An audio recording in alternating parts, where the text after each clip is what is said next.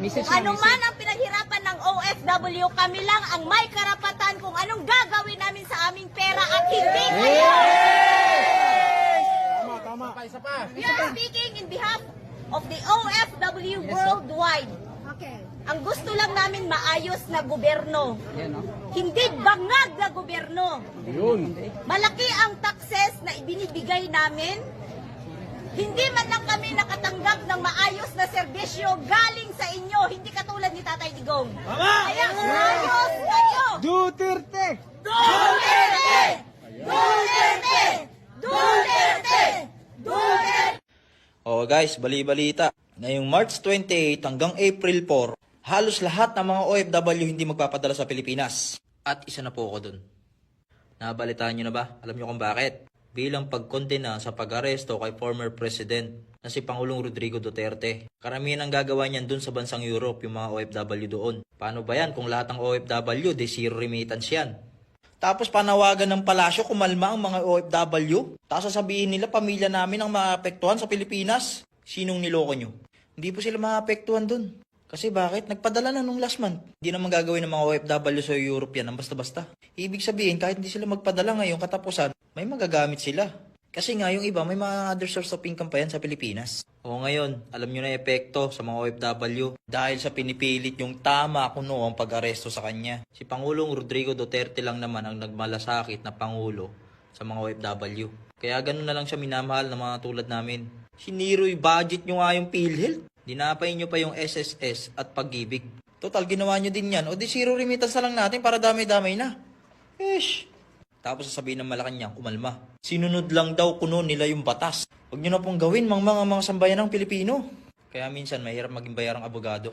Alam mo na ngang mali, itinatama mo pa. Ganyan talaga pagdating sa pera. At bulok na sistema. Oh, mga kababayan, mga OFWs, nag-warning yung Malacanang kanina, Zende Claire, sa press conference niya na yung about sa zero remittance. So, nag-warning sila sa atin, iwa-warning din natin sila. Sila lang ba yung marunong, di ba? Karapatan natin yan, pera natin yan, pinaghirapan natin yan.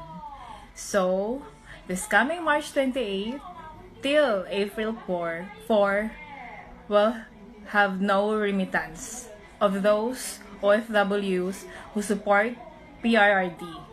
Mabuhay ang lahat ng OFWs. So, I declare, watch us, diba?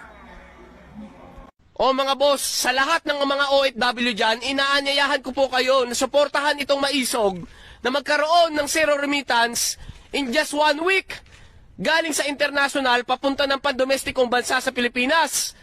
Ngayon mga boss, ito hamakin nyo ha. Padala tayo ng padala, kahit tayo ng kahit sa ibang bansa, binagbibigay tayo, papunta sa Pilipinas para makasuportahan natin ang ating mga pamilya. Ngayon, kinakaltasan tayo ng gobyerno natin sa Pilipinas, tapos pinapang-ayuda lamang yan sa mga tamad na yan. Kaya yung mga supporter ni BBM at yung mga nakikisawsaw na gusto na rin maging supporter para meron silang mga panghit-hit. Ganyan kayo kalupit, di ba? O sa masabihin na natin, hindi nyo pinang-ihit-hit. Pero sinisiraan nyo yung tao na gumawa sa inyo ng maganda at nagbigay na matiwasay at magandang pamamalakad sa ating bansa nung panahon ni Rodrigo Duterte. Para lamang magkaroon kayo ng ayuda, gagawa kayo ng mga kwento. Kaya naman mga boss, zero remittance simula ng March 28 hanggang April 5.